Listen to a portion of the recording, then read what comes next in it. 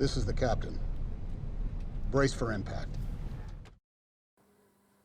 In this video, I show you how I fly the Quasar Fire Cruiser Carrier. So as usual, there are two kinds of Quasar, the Quasar Fire 1 and the Quasar Fire 2. They're pretty similar, but they got a couple of key differences. So the Quasar Fire 1 is Command 2, Squadron Value 4, Engineering 2. It has 2 shields on its front, its 2 sides, and a shield on its rear. It throws 3 blue out its front, 2 blue out each side, and 1 blue out its rear, and does 1 blue anti-squadron. It has 6 hull, it has a brace and a redirect.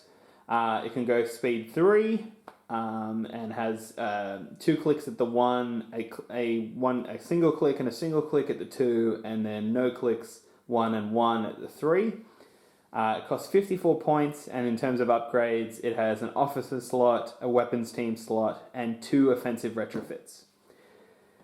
In comparison, the Quasar Fire 2, so it's exactly the same, except its anti-squadron becomes a red dice. It also gains, instead of having 3 blue out the front, it has 2 red and a blue. And then out the side, instead of having 2 blue, it has a red and a blue. It costs 61 points, so it's slightly more expensive. And instead of 2 offensive retrofits, it has an officer slot and 2 weapons team slots, plus a single offensive retrofit slot. So I'm going to come in and get this one early. Right now, there's really only one sort of build for the Quasar Fire 2 class. Or really only one reason why you would take the Quasar Fire 2 instead of the 1, which is cheaper. Obviously, the main reason to do it is because you want red range flak and because you want the double weapons team slot. And with those two together, there's really only one build that leverages both. And what you want is, in terms of the weapons team, you definitely want Ruthless Strategist, which is after attacking a squadron, you can deal a damage to a friendly squadron engaged with the defender, and if you do, the defender suffers 1 damage. So obviously this pairs really nicely with the red anti-squadron flak, because you suddenly have a huge threat range for Ruthless Strategists. So if you're running things with high health like TIE Defenders or TIE Bombers, you can just strip away their damage from them. Auto damage is very, very powerful, so it's a good combination. And then adding to this, you would want to put in Agent Callus, which is while attacking a unique squadron, you can add 1 die of any color to your attack pool. So if you're going up against, a Sloan Ball or some Riken Aces or something like that, suddenly you're attacking at long range and you're rolling a red dice and a black dice, or a blue, depending on what you want. And with Ruthless Strategists, if you've got a squadron in range, engage with them, you're also stripping an additional damage off that. You would also probably want to really leverage, you don't have to, but you'd want to leverage the double weapon team slot. You'd also want to take flight controllers, just because it gives you a really, really nice offensive sort of suite of upgrades that leverage what the Quasar Fire 2 brings to the table. Obviously this will change as new weapon teams are introduced, but right now that sort of build is the only reason you would want to take the Quasar Fire 2 instead of the 1. So as with most ships these days, the officer slot is one of the most hotly contested on the Quasar. Now, you can quite easily run them without officers, but there is a lot of really good options available to any commander in this slot. We've already gone through Agent Callus for 3 points and why he can be fantastic, particularly with the Quasar Fire 2. But for 3 points as well, Flight Commander, which is during your activation, you can resolve your squadron command after you execute a maneuver, is fantastic. Especially with the nerfs to relay, it really opens up your options in terms of where you can be and where you can activate your squadrons from, which is always great. Taskmaster Grint, essentially for 5 points, gives you a free command token for 1 command type that you pick at the start of the game, which invariably is going to be a squadron command for the Quasar. It's very obvious to see the utility of this. The Quasar, in its name, is a carrier. That is its role. It's there to support squadrons. So Taskmaster Grint for 5 points allows you to command an extra 1 and just be that much more efficient, which is obviously very good. The main weakness of the Quasar is that it is a very, very fragile platform. So Captain Brunson for 5 points is a really, really good way to keep it in the fight that little bit longer. We all know the defensive capabilities of Captain Brunson, and how easy it can be to leverage that. So it's not shocking that that is true of the Quasar. Lastly, Instructor Goran is a really good build with Instructor Goran because what he does is while a friendly non-heavy squadron is at distance 1 to 2 of the Quasar with him, the squadron has counter 1, or if it already has counter, it increases it by 1. So this allows you to create a really, really nasty counter death zone that enemy squadrons just do not want to engage with. Some notables that I probably want to tell you to avoid is Admiral Chiranu for 10 points. He might seem to have some good synergy because obviously he helps squadrons, but these days for his points cost, he's just not worth it. Similarly, Minister Tua, although you would think would really help the Quasar because it allows you to take a defensive retrofit, just ends up not really worth it. The platform is so fragile that a defensive retrofit like EWS or ECMs never really ends up saving it. I mean, you can make me the argument that ECMs would, but you're adding a lot of points to do that, and you're taking up a really valuable slot. So often it just doesn't pan out the way you'd like it. But any one of these 5, you're going to have a good time. So a notable officer that I did forget to mention that is fantastic for the Quasar is Governor Price. So Governor Price is 7 points. She's medium or large ship only, so that sneaks the Quasar in as a medium ship. And then after deploying fleets, you place a round token on Governor Price. And if you do, during the round, matching that round token, you must activate at the end of the ship phase after all other ships have activated. So this is obviously really, really fantastic because it allows you to sort of set up the last punch of a round, and it combos especially well if you can get first player as well, because you can create a really, really lovely last first where you're activating, say, 4 or 5 squadrons, and then you follow it up by immediately activating at the top of the next round with the Quasar again to do another 4 or 5 squadrons. So in effect, you're getting free reign with 10 squadrons. It's devastating if timed right, and can be a very, very effective part of the fleet. It's really easy to see examples of how devastating this can be. So in this example, we've got a Quasar 1 with Governor Price, boosted comms, expanded hangar bays, and a pursuant title, and a navigate token. All of the rebel ships have gone, and now we get to Governor Price this round. And pretty much with our expanded hangar bays, we're going to send in 5. And things start to get very nasty very quickly. We send Sienna out into the front. Obviously, we've got Admiral Sloan in this fleet based off the amount of swarm heroes we've got. We roll a hit. They're probably going to take that. We send in Dengar. We'll shoot the side with a black because why not? We blanked. That's unfortunate. We blanked. But these things happen. We send in Valen Rudor into the front, get an accuracy. With Sloan, we're going to spend the brace. We then send in the main man, Marek Steele, rolling 2 blue. We got a crit, so we're going to re-roll that with Sloan. We get an accuracy, so we're going to burn that brace. They're going to take a damage. So they'll probably take that one because they know Marek's coming again. So we send up Colonel Jenin. We're obviously going to double tap Marek. We get an accuracy and a hit, but we don't really care because there's nothing that we can burn properly anymore. So we'll just Marek that into a crit. They take 2, so he's going to redirect, dropping down to 2 shields on his far side. We've revealed a navigate command with pursuant, so we obviously pursuant to use the squadrons. We're going to spend our navigate command and our navigate token, and we're going to jump up to speed 3. And suddenly we're getting the hell out of dodge, and we're able, with our command, to get into the front arc, or nearly into the front arc of the Mach-80. But that's okay, because we're going to go again at the top of the round, and you guessed it, we're going to activate all 5 again. This time we'll start with Dengar, once again rolling a black. This time we get a hit. Obviously these are refreshed. He's probably going to spend one now. He's going to put it to this side because he's starting to hurt. we're going to take Valen Rudor. We get a crit, so we can reroll that with Sloan. We get an accuracy, so we burn that. Redirect. We're then going to go with Sienna Ray. Throw another blue. Get a hit. You'd probably spend that at this point because with Marek you're petrified that he's bound to get it and make your redirect useless anyway. So then Marek's going to go 2 blue. Gets the perfect result, an accuracy and a crit.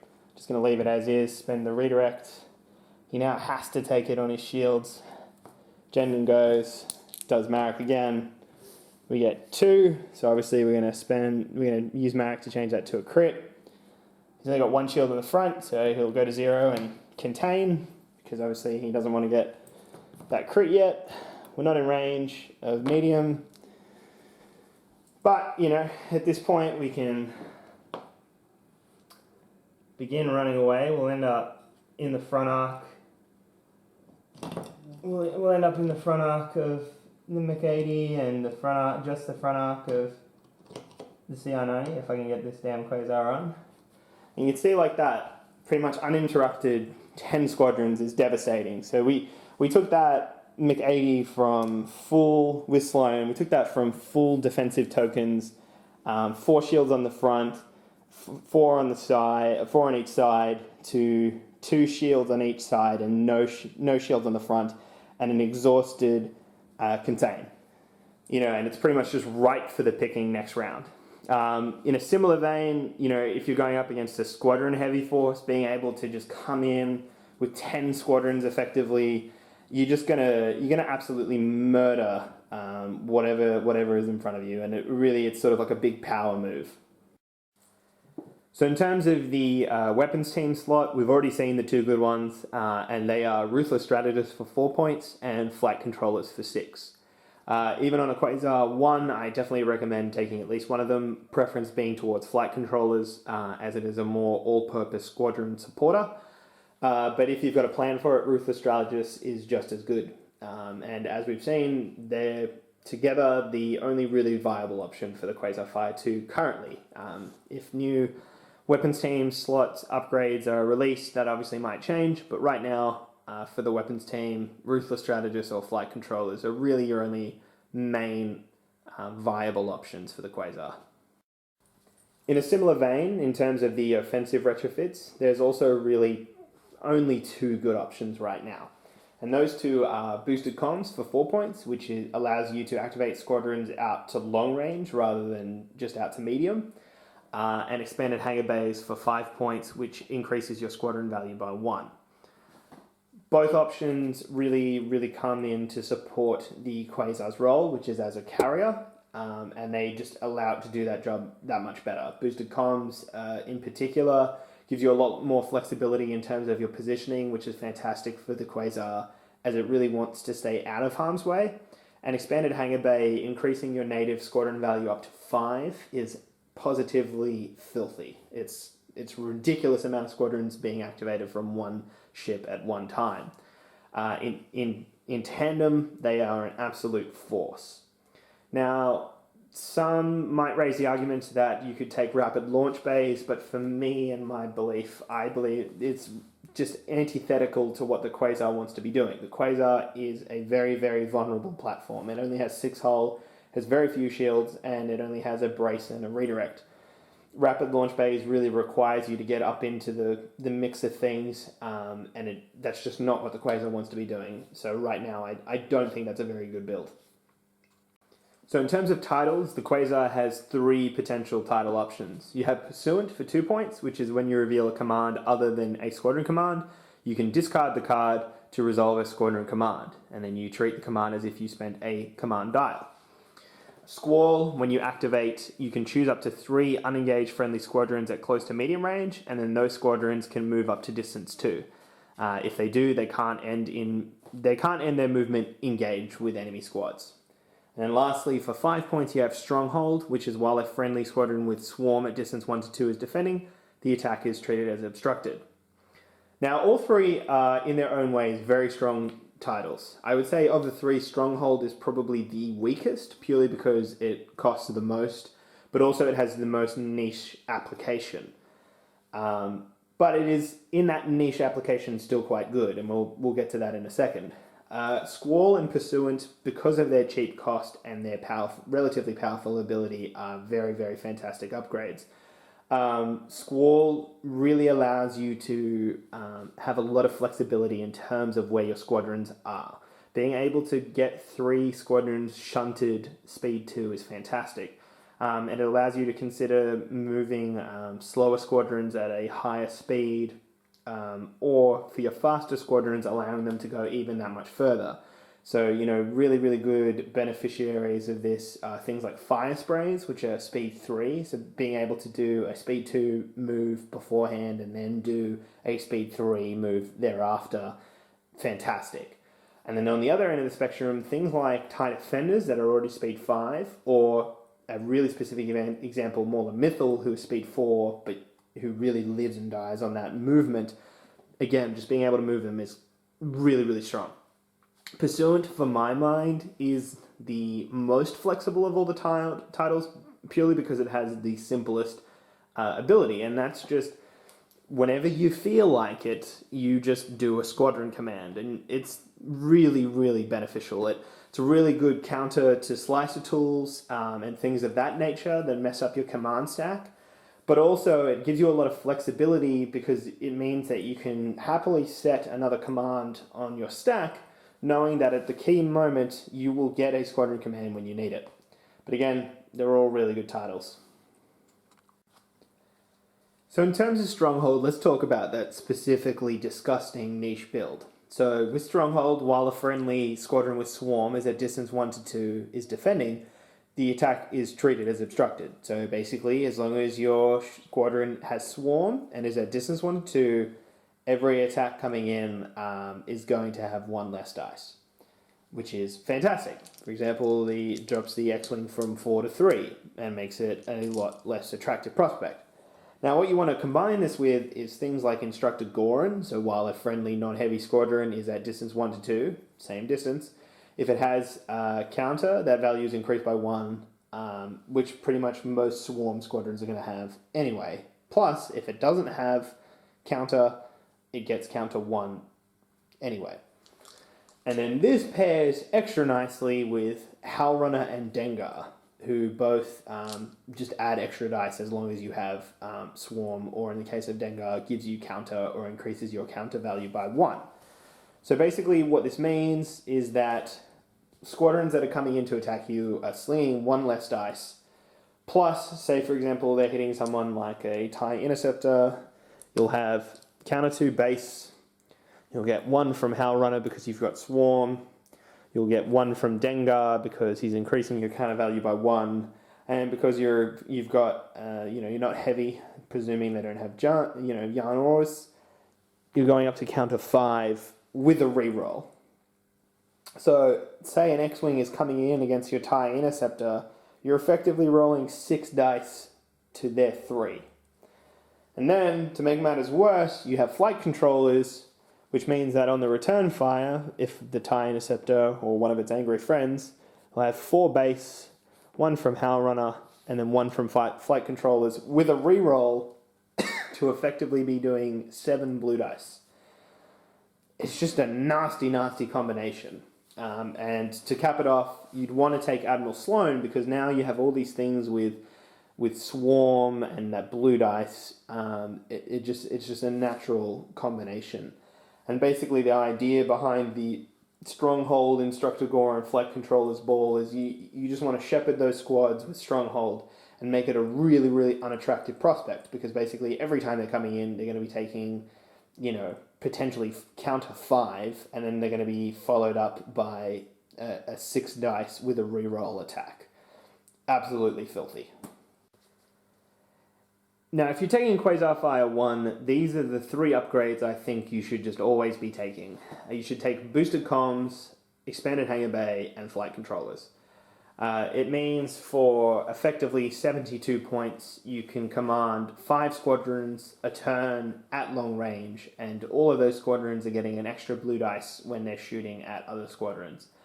It's just a phenomenally efficient, powerful build, and really quite a cheap and welcome addition to any fleet that is going squadron heavy. So really that's one of the keys to the Quasar. You have to understand that its role is almost purely as a carrier. Any shots that come off it are going to be relatively meaningless. I mean, not entirely. Like, if you get it into double arc, it's going to be throwing 5 blue, which is not insubstantial. But the thing is, it's just so defensively brittle that it just gets eaten alive if it's in range of anything. Even if you have Captain Brunson on there to help with the defensive tech. So really, what you want to be doing is just, flying at the edge of your squadron command limit, skirting the edge of the battlefield, and just constantly commanding those squadrons. That's what you need to be doing, because that's where it's creating its value. So again, it is very, very helpful to think about this flexibility by visualizing it.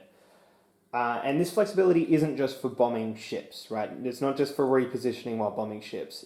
What it also does is it effectively increases your threat range in the anti-squadron war, which is often very, very important, especially for Imperials who, more so than Rebels, really, really rely on that Alpha Strike. So in this above example, our opponent is an Imperial and he has some Imperial squadrons as well, and crucially, they're speed 5. Now, in normal circumstances, this would allow them to dictate the terms of engagement, particularly against our main man, Mauler Mythil, who is only speed 4. But because we have Squall, we're effectively speed 6, because we get to move 2 when we activate, so long as we're unengaged, and then can move 4 on top of that. So what this allows us to do is sort of hide Mauler out of range of our opponent, and when we decide that we want to go in, we do the Squall movement before we activate, and then we do his regular movement, which gets him into range, and Bob's your uncle. We've dictated the terms of engagement. That's the sort of way you got to think about Squall. It gives you an incredible amount of flexibility. Being able to effectively do another speed 2 move, as long as you're unengaged, is fantastic.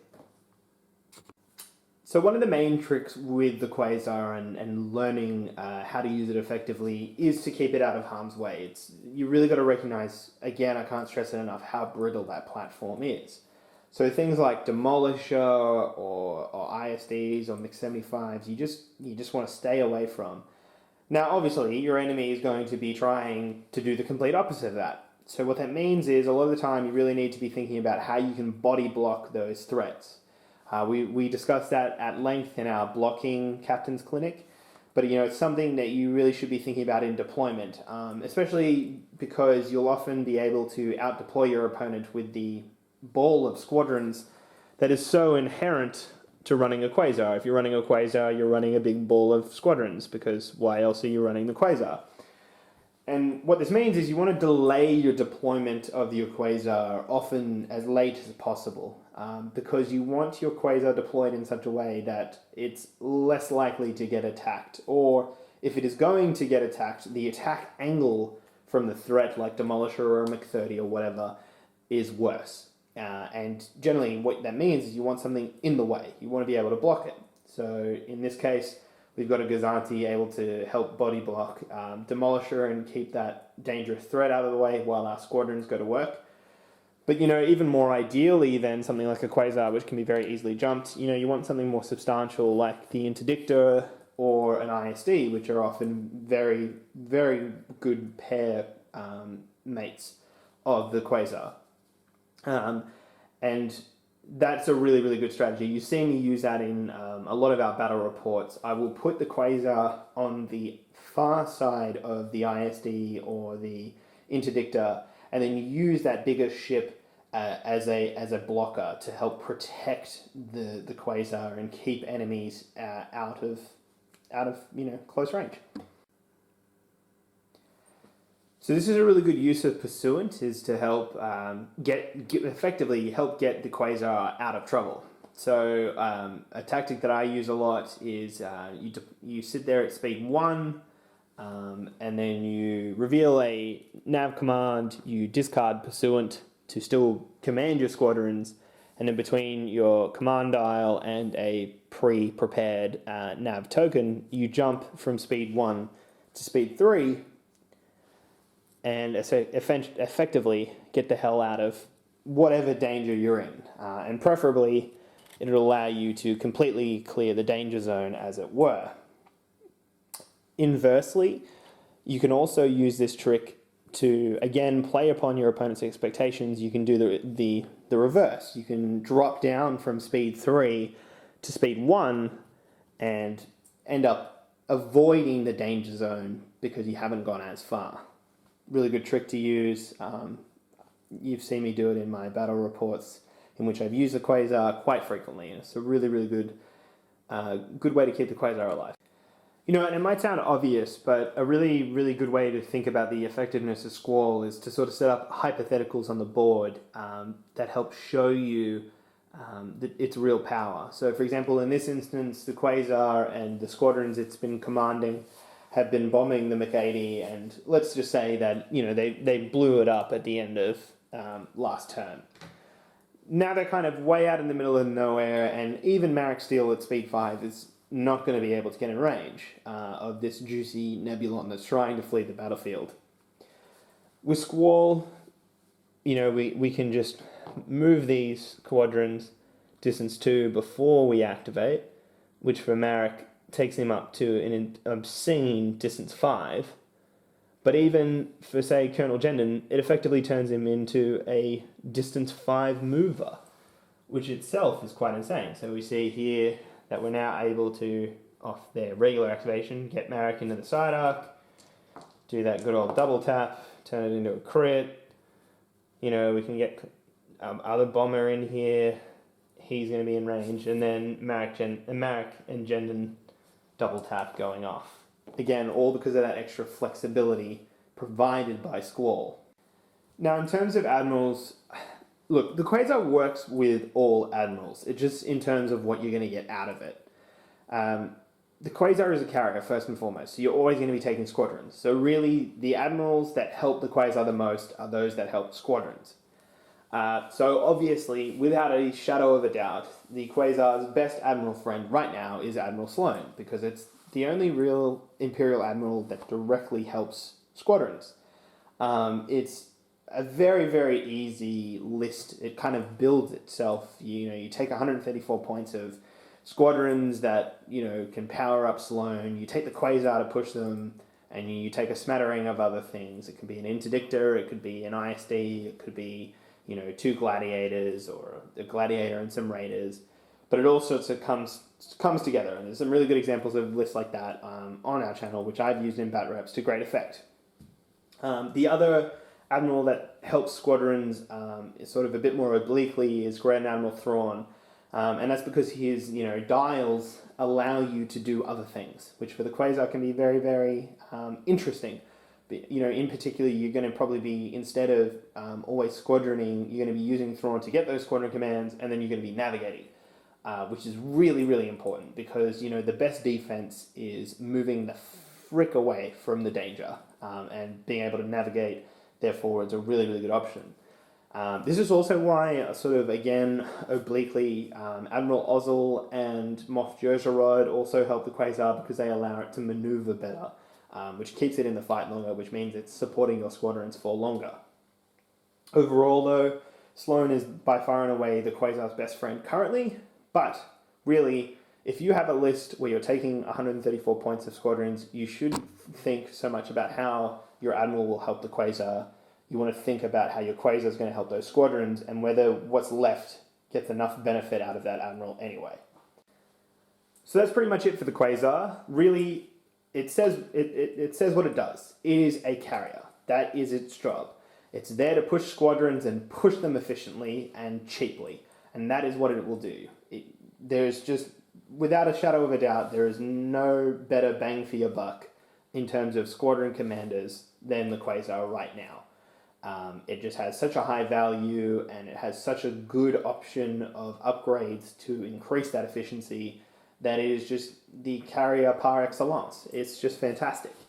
So in that role, if you're taking lots of squadrons, I would say to you, especially now with the FAQ where you're limited in the amount of flotillas you can take, the Quasar should be an option that you increasingly look at because it is so fantastic for supporting those squadrons. And there's so many builds that you can slot it into where suddenly your squadrons will be doing a lot more than you thought they would, because you're not activating them in drips and drabs, you're activating them in 4s or 5s or 6s even.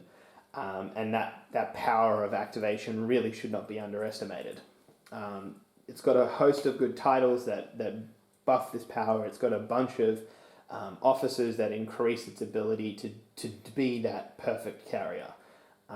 You want to keep it out of the fight because it will go down. It has a little bit of chin. It can take some hits depending on accuracy results, but not much. It really can't sustain much prolonged damage. So you want to keep it out of the fight, but in range of your squadrons, which is again why boosted comps become such an important upgrade. But overall, in conclusion, get that Quasar in if you're thinking about heavy squadrons. You won't regret it.